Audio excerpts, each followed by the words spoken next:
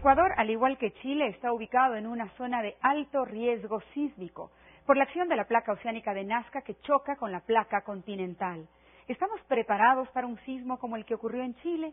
¿Qué hizo la diferencia entre el terremoto chileno, que siendo más fuerte que el de Haití, ocasionó menos daños?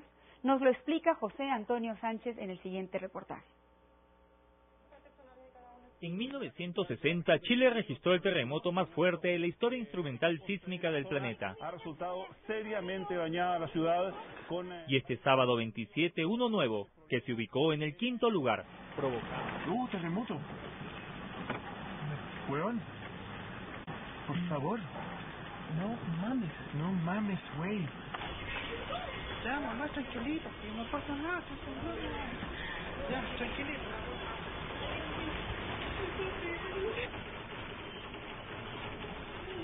El ingeniero Hugo Yepes nos cuenta lo ocurrido en Chile. Este paso de la placa de Nazca debajo de la Sudamericana de manera oblicua no se da como un deslizamiento constante, sino que está trabado. Y el momento en que ya se supere ese límite de aguante, que sería el límite de rozamiento de la zona de contacto entre las dos placas, ese dato se suelta, se produce el terremoto. Y eso es lo que pasó en Chile, un proceso normal de liberación de energía al desprenderse las placas que se encuentran en fricción, algo que es inevitable que suceda. Y ahora ocurrió en Chile, la siguiente ocurrirá a lo largo de la subducción, no sabemos cuándo, no hay una relación directa de lo que pasó ahora con el siguiente que vaya a ocurrir, pero lo que sí sabemos es que con el tiempo y dejándole pasar unos pocos años a toda la zona de subducción frente a Sudamérica, se van a volver a producir los terremotos, ¿no?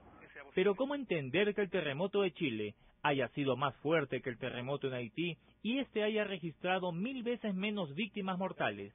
Hugo Yepes nos explica que son dos terremotos diferentes por su mecanismo y profundidad. La profundidad es a unos 35 kilómetros y la ruptura se propaga hacia afuera del mar, por eso se produce un pequeño tsunami y no se propaga hacia las zonas pobladas, y eso hace que, a pesar de que es una gran vibración del suelo, los efectos no sean mayores. Otro factor que influyó es el tipo de construcción sismo resistente y la educación permanente respecto a su realidad en el cinturón de fuego del Pacífico. Desde chiquitos nos enseñan en el colegio y después tenemos permanentemente simulacros de situación en las ciudades, o en las universidades, o repito, en los colegios, en los hospitales, porque sabemos que vivimos en una situación de mucha fragilidad tectónica. Entonces tenemos que estar preparados para situaciones como la que desafortunadamente estamos viviendo. Naturalmente eso no nos garantiza que no se nos produzcan graves daños materiales y pérdida de seres humanos como los que estamos viviendo. Pero obviamente aminora mucho el efecto de estas manifestaciones de la naturaleza. Pero ¿qué pasa en Ecuador, que tiene su propia historia de terremotos y que no está libre de vivir una experiencia similar como la ocurrida en Chile, Haití o Pisco? ¿Se ha aprendido de ellos? ¿Existe una política pública de prevención o de construcción? ¿Ese marco jurídico existe en el país? Aún no. Estamos en proceso de construir la ley orgánica del Sistema Nacional de Gestión del Riesgo, una ley que tendrá su reglamento y que ya en estos momentos un equipo de abogados de la institución está construyéndola, socializándola para enviarla a las instancias pertinentes para tener una ley que nos permita aplicar, que nos permita controlar, que nos permita reducir, pero también aplicarla en el caso de que no se cumplan las normas y las regulaciones que en la ley están previstas. ¿Dónde está Ecuador si ponemos a un Haití a la izquierda y a un Chile a la derecha? ¿Estamos más pegados a Chile para evitar ser vulnerables o estamos más pegados a Haití y nos convierte en una nación vulnerable?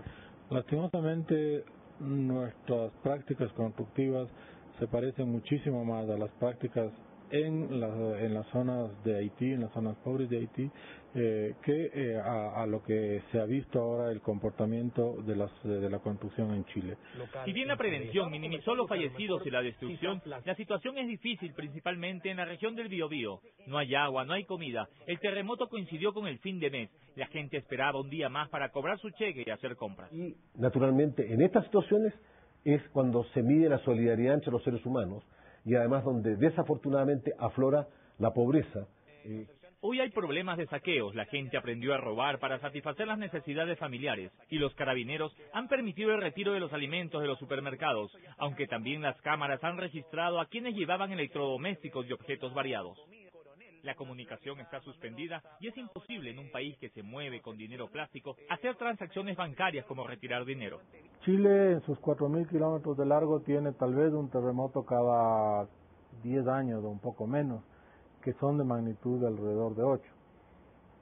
Quito, digamos, del Ecuador, con sus 500 kilómetros de largo, tiene tal vez un terremoto cada 25 años. El último gran terremoto en Ecuador, superando los 8 grados en la escala de Richter, ocurrió en 1979 al norte del país. Y por eso, insisto, nuestra única línea de defensa al no saber el cuándo es estar siempre listos, no en función de saber hacia dónde correr, sino que las estructuras sean sismoresistentes como las han sido en Chile y no absolutamente vulnerables como las han sido las de Haití.